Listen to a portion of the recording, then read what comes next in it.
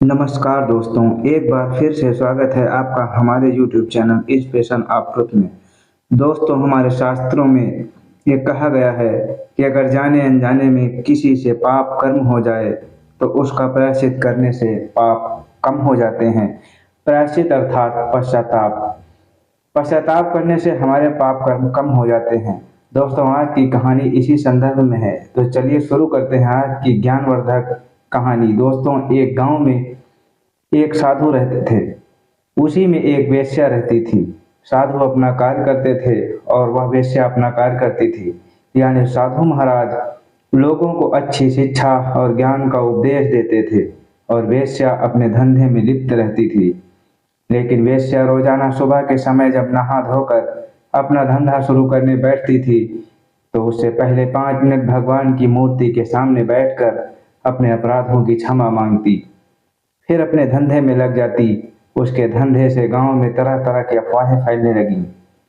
तब एक दिन साधु महाराज ने उसे अपने आश्रम पर बुलाया और समझाया कि यह तुम गलत कार्य कर रही हो, इसमें तुम्हें बहुत भारी पाप लग रहा है, इसलिए तुम यह गलत काम छोड़ दो। वेश्या ने कहा, हे साधु महाराज, अगर मैं अपना धंधा छोड़ दूंगी तो भूखी मर जाऊंगी। तब साधु ने समझाया, भगवान पर भरोसा रखो, वही तुम्हें आहार देगा, वही तुम्हारा पालन पोषण करेगा। वेश्या ने उन साधु की बात मानकर अपना धंधा छोड़ दिया। कुछ दिन तो उसने अपनी जमा पूंजी से काम चलाया, लेकिन जब वह जमा पूंजी खत्म हो गई और वह भूखों मरने लगी तो एक दिन वह महात्मा के पास जाकर बोली, मेरा सारा धन खत्म हो गया, मेरे पास तनिक भी अनाज नहीं है, अब मैं क्या खाऊं। तब साधु ने कहा, भगवान पर भरोसा रखो, वह तुम्हें आहार जरूर देगा। वेश्या चुपचाप लौट आई। एक दिन वह भूखी सो गई, फिर दूसरा दिन बीता, तीसरा दिन बीता और इस तरह बिना कुछ खाए कई दिन बीत गए। जब उससे भूख बर्दाश्त नहीं हुई तो वह पहले की भांति अपने धंधे में लिप्त हो गई और वही वेश्यावृत्ति का काम फिर से करने लगी। अर्थात पहले ही की तरह भगवान की मूर्ति के सामने 5 मिनट प्रायश्चित करती, फिर अपने धंधे में लग जाती।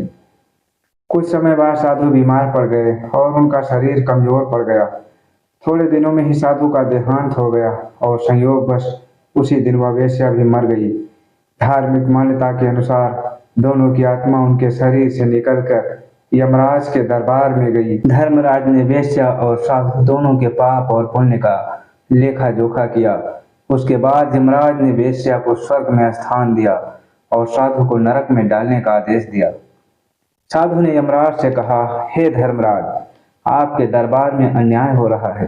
मैंने जीवन भर लोगों को अच्छे मार्ग पर चलने का उपदेश दिया, फिर भी आप मुझे नरक में डाल रहे हैं। जबकि वेश्या ने जीवन भर पाप कर्म किया, उसे आप स्वर्ग दे रहे हैं। यह आपका कैसा न्याय है। तब यमराज ने साधु से कहा, हम धर्मराज हैं, हमारे दरबार में कभी अन्याय नहीं होता। देखो उधर पृथ्वी लोक में आपके शरीर को लोग गाजे बाजे के साथ दफनाने ले जा रहे हैं। वहां आपका मंदिर बनाकर पूजा किया करेंगे, क्योंकि आपके शरीर ने, आपके मुंह ने प्रवचन किया था, इसलिए आपके शरीर की सदगति हो रही है।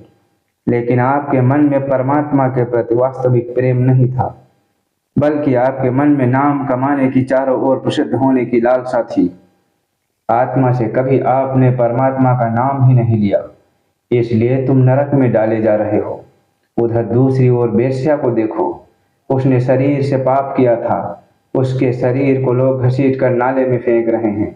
उसके शरीर को चील कौवे खाएंगे, लेकिन वह धंधे पर बैठने से पहले 2 मिनट ही सही, किंतु सच्चे मन से भगवान की मूर्ति के सामने बैठकर अपने पापों का प्रायश्चित करती थी, इसलिए उसकी आत्मा को स्वर्ग प्राप्त हो रहा है।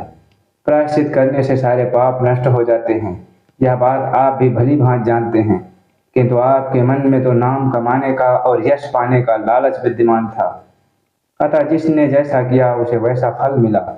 दोस्तों, हमारे धर्मशास्त्रों में यह कहा गया है कि जो जैसा कर्म करेगा वैसा ही उसे फल मिलेगा। इसलिए हमें अपने जीवन में हमेशा अच्छे कार्य करने चाहिए, जिससे समाज के अलावा परलोक में भी हमें स्थान मिले। दोस्तों, आज की कहानी आपको कैसी लगी कमेंट में ज़रूर लिखें और वीडियो को लाइक करें, साथ ही हमारे चैनल को सब्सक्राइब जरूर करें। तो दोस्तों, आपसे दोबारा मिलेंगे एक और नई ज्ञानवर्धक कहानी के साथ। तब तक के लिए राम राम, नमस्कार।